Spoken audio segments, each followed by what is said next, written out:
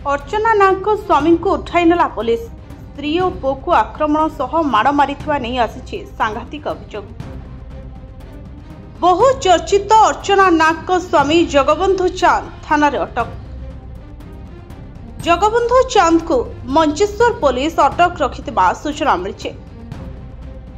राति अधरे घरे पशि मरणास्त्र रे तांकु और तांको पुओ को आक्रमण करने सह जीवन मारिदेवाक उद्यम करिथिबा नै गत 30 तारिख रे थाना रे अभियोग करथिले अर्चना।